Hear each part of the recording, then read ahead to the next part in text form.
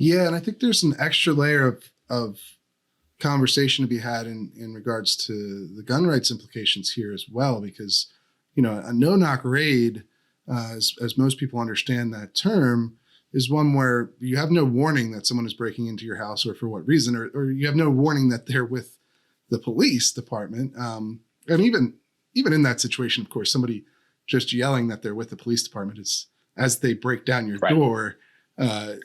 Which happens frequently. I mean, there was just a video and story about that just about 2 days Mhm. ago that I retweeted. That does happen fairly often. Yeah, I mean, it's sort of. I believe David French has talked about this when we had him on the podcast previously, but it kind of erodes your gun rights as well because generally speaking, the castle doctrine, which we have in most states, would say that if someone is breaking into your home, you have a right to defend yourself with your firearm. But these no-knock raids create situations where, that's not necessarily true, right? I mean, even in Right. I believe there was a case a while back, and perhaps you can recall the name of the person involved in this, but I think the police raided the wrong home. Mhm. And the person inside was armed and shot at the police and then was charged for that. I've written about many cases like that. I would say, I don't know, couldn't estimate over the years. I would say at least a dozen, probably a couple dozen. But Corey May, the case I mentioned that I kind of got my journalism career started with, was one of those cases. This was a guy who was at home alone with his 18-month-old daughter. The police conducted a drug raid at 12:30 in the morning.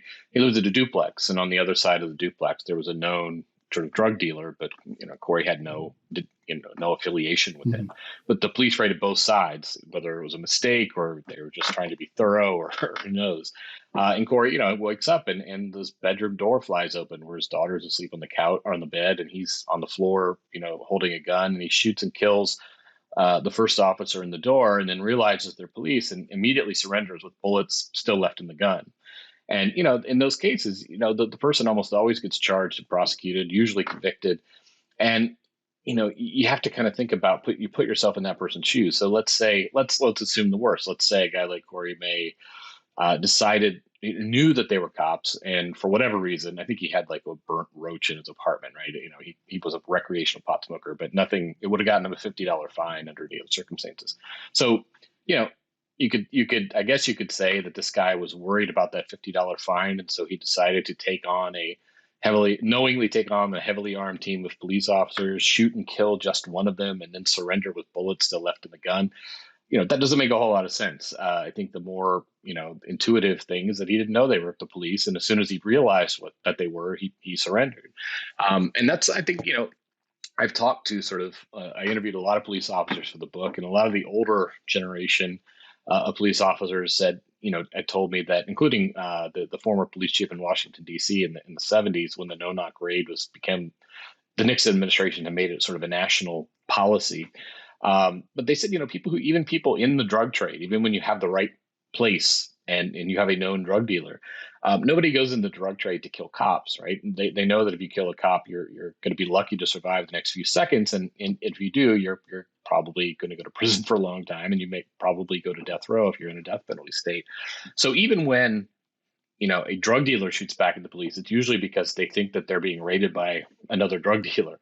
Because there's no reason for them to take on a heavily armed group of police, because that's not going to end well for them. But the problem is the drug war is fought with dirty information. It's fought with information from confidential sources. It's sometimes rumors, anonymous tips, and that's what these raids are being conducted upon. And so they often don't get the wrong, they do get the wrong house. We've seen in Chicago, there've been just stream of stories for the last 4 or 5 years about Chicago PD narcotics units raiding the wrong house. The most recent case, the city just settled for several $1,000,000 with this woman who was naked and was pulled out of her shower and handcuffed naked while the police searched her home, and they had the wrong house. They're just, I mean, I can't even begin to tell you. I used to document on my blog, a few of these cases every week. I can't even tell you how many times it's happened. Fortunately, not all of them end in tragedy with someone dying, but, it's a lot of trauma. It's to have the police break into your home and throw you on the floor and put a gun into your head.